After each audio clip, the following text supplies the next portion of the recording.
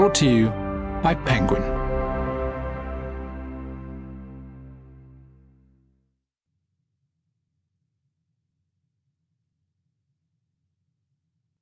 Invisible Girl by Lisa Jewell, read by Donna Banya, Connor Swindles, and Rebekah Staton.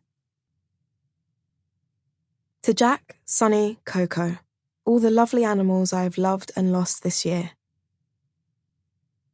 Valentine's night, 23:59. I duck down and pull my hoodie close around my face. Ahead of me, the girl with red hair is picking up speed. She knows she's being followed. I pick up my speed to match hers. I only want to talk to her, but I can tell from the way she's moving that she's terrified. I slow down at the sound of muffled footsteps behind me.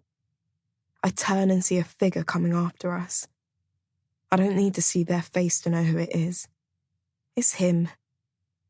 My heart starts pounding beneath my ribs, pumping blood through my body so hard and fast that I can feel the cut on my leg begin to throb. I pull back into the shadows and wait for the man to pass. He turns the corner, and I see his body language change as he sees the woman ahead. I recognize the shape of him, the angles of his body, and I know exactly what he's planning to do.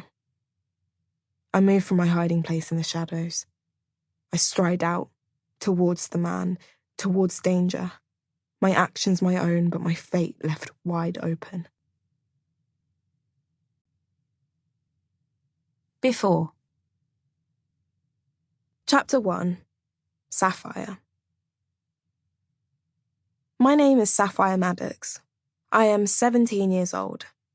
I am mostly Welsh on my dad's side and partly Trinidadian, partly Malaysian, and a tiny bit French from my mum. Sometimes people try and guess my heritage, but they always end up getting it wrong. If anyone asks, I just say that I am a mixed bag and leave it at that. No reason for anyone to know who slept with who, you know? It's my business, really, isn't it? I'm in my first year of sixth form at a school in Chalk Farm where I'm doing maths, physics, and biology because I'm a bit of a boffin. I don't really know what I want to do when I leave school. Everyone expects me to go to university, but sometimes I think I'd just like to go and work in a zoo, maybe, or a dog groomer's. I live in a 2-bedroom flat on the 8th floor of a tower on Alfred Road, right opposite a school I don't go to because they hadn't actually built it when I started secondary. My grandma died shortly before I was born. My mum died shortly afterwards. My dad doesn't want to know, and my granddad died a few months ago. So I live alone with my uncle. He's only 10 years older than me, and his name is Aaron. He looks after me like a father. He works at a betting shop, 9 to 5, and does people's gardens on the weekends. He's probably the best human being in the world. I have another uncle, Lee, who lives in Essex with his wife and 2 tiny daughters. So there are finally some girls in the family. But it's a bit late for me now. I grew up with 2 men, and as a result, I'm not that great with girls. Or, more accurately, I'm better with boys. I used to hang out with the boys when I was a kid and got called a tomboy, which I don't think I ever was.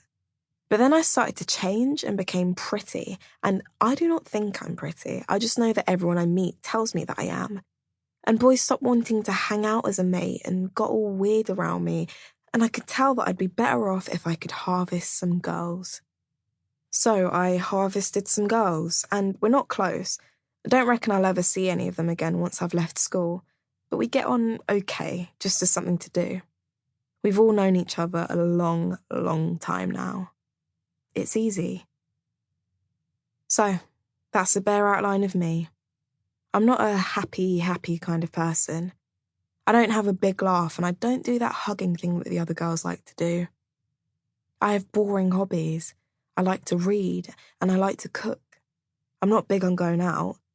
I like a bit of rum with my uncle on a Friday night while we're watching TV, but I don't smoke weed or take drugs or anything like that. It's amazing how boring you can get away with being when you're pretty. No one seems to notice. When you're pretty, everyone just assumes you must have a great life. People are so short-sighted sometimes. People are so stupid. Sample complete. Ready to continue?